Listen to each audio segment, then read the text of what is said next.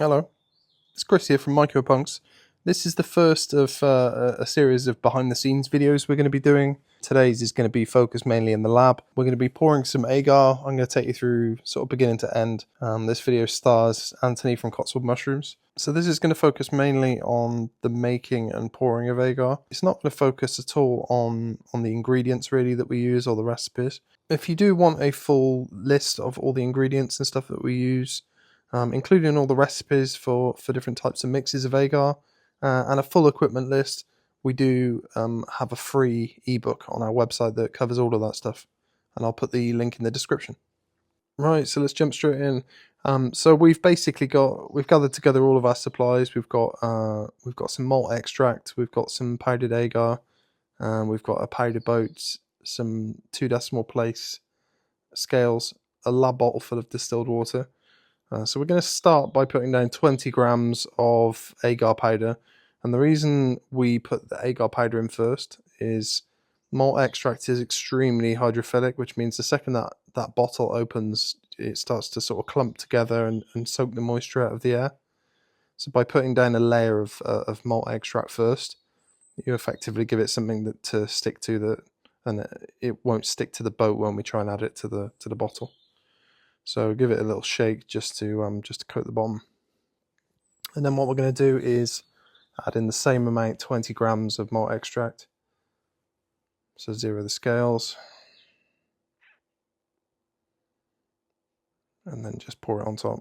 You can already see it clumping as it comes out. Now we use lab grade ingredients at MycoPunks mostly because we're creating, agar as a product that we sell. If you were doing this at home, you could use brewer's malt and agar powder from a Chinese supermarket or something. The reason we use distilled water as well is just because we live in quite a hard water area, and again, we want a consistency of product. We don't want pH, sort of pH to be changing every time we're making this. So all the powder's been added in, and that's the reason these powder boats are really cool, is that you can kind of scrunch them up and just sort of drop the powders easily into a bottle without to prat around. Now this is some rose bengal. It's basically a chemical dye used in medical settings for eye surgeries and things like that. It's completely like inert and safe. So we add that to our bottle. Super concentrated dye.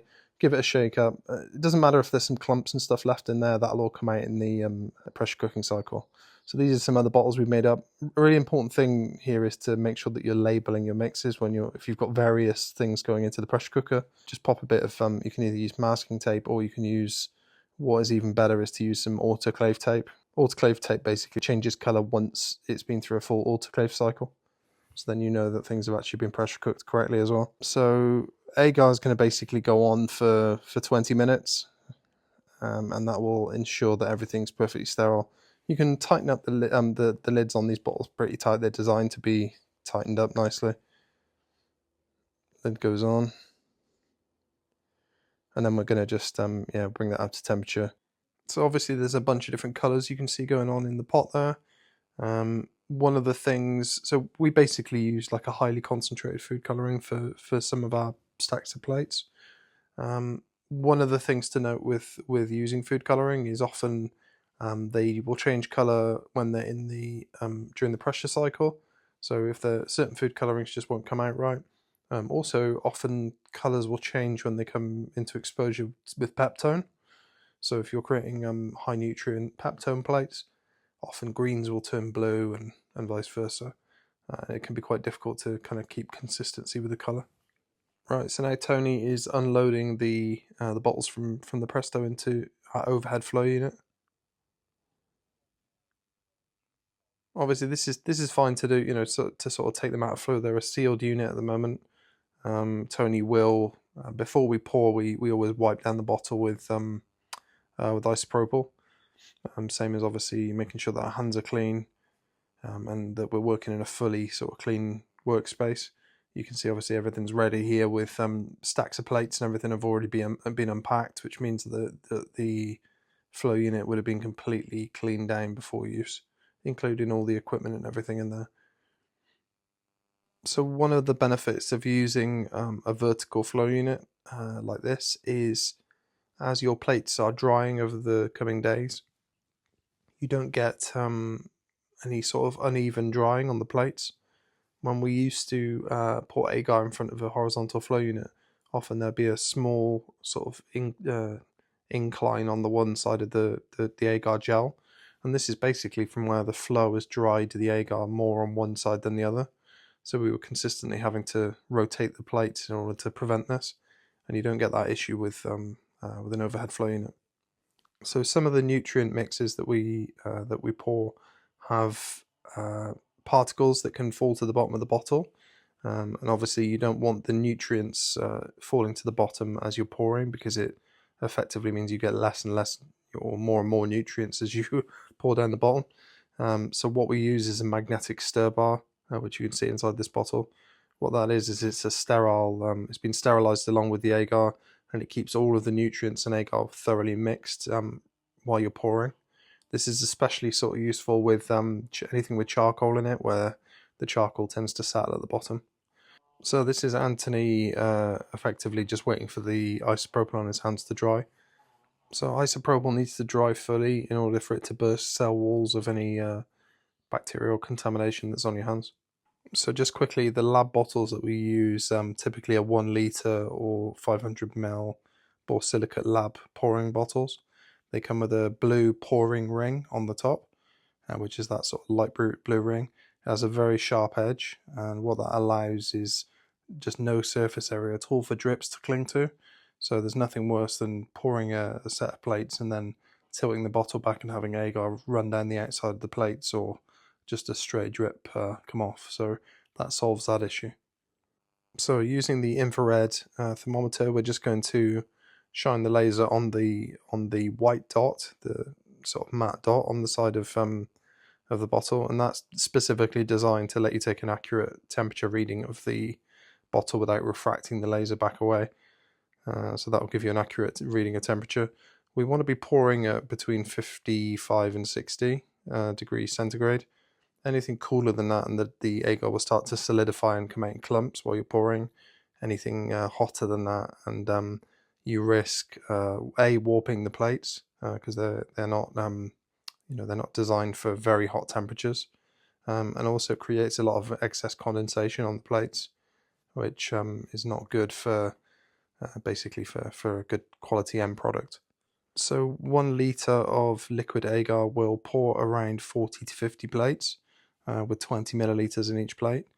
You can see here Anthony was pouring the sort of top half of the plates first.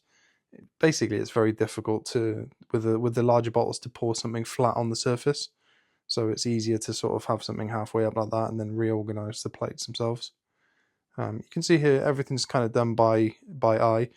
What we try and do is just coat the bottom of the dish, and that typically will turn out to be around 20 milliliters. The second it hits the other side, the liquid hits the other side of the dish, you know that you're around the sort of right mark. And it is something that just takes a lot of practice. It's that sort of muscle memory of being able to pour, and doing larger pours often is will have you have your arms shaking, so it can be quite a laborious thing.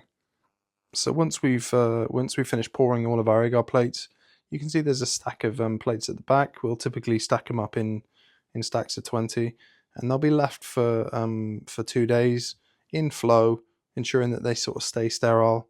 And the point of that is that it allows any excess condensation to evaporate off, and for the dishes to obviously solidify.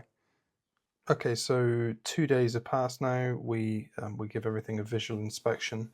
There's no condensation anymore, or minimal condensation, and we are going to shrink wrap everything to keep the stack from sort of shifting and damaging in transit. So we basically place it inside the shrink wrap bag, and then we use the heat gun to basically just, this is satisfying as fuck, by the way. Oh, look at that. How cool is that? So you can probably hear me heavy breathing now. Yeah, so that's the first stage. What that does is basically just keeps everything, like I said, from shifting in transit, and then it's also another layer of protection against anything that might sort of get into the plates. So that's all now one solid stack. Now, one of the sort of things that we often get people ask is if we can send smaller stacks of plates because they don't want to use everything all at once.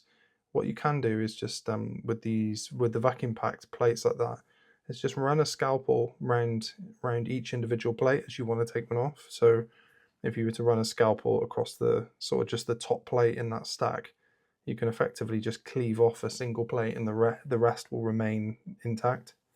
So now that stack gets placed inside some lay flat tubing, and then we use the impulse sealer to just neatly sort of package everything up, check the seals to make sure everything's good, and now you've got a ready to go product. So these are another product that we do, which are slants. They are 50 milliliter centrifuge tubes that have 20 milliliters of agar poured and allowed to set on an angle. A fully sterile product. They're brilliant for long-term culture storage. Agar plates typically will dry out sort of over a couple of months, and you'll need to transfer cultures from one plate to another. These are a great solution for just long-term storage of culture. I will go into more detail with these in another video because I think they kind of deserve their own explanation. You can obviously see there's a piece of wood inside this one. This is great for a great addition for long-term, even longer term storage of wood-loving gourmet species. So that's it. Hope you enjoyed that. I thought it was important to sort of give people a bit of a bit of a behind the scenes. Nothing we do at MycoPunks is particularly groundbreaking or new. A lot of this stuff we've obviously learned over the years from better mycologists than us. So that said, I still think it's good for us to be able to explain to people how we specifically create products, so you can get a bit of an insight into what makes us us. You know where we are. We're at mycopunks.com. We're a mycology supply business that's been going for a couple of years. I like to think we do things quite well. Yeah, visit our website. We also have a huge mycology community, which is at myco.chat. So just https myco.chat, and come and join our Discord and get involved. Cheers. Bye.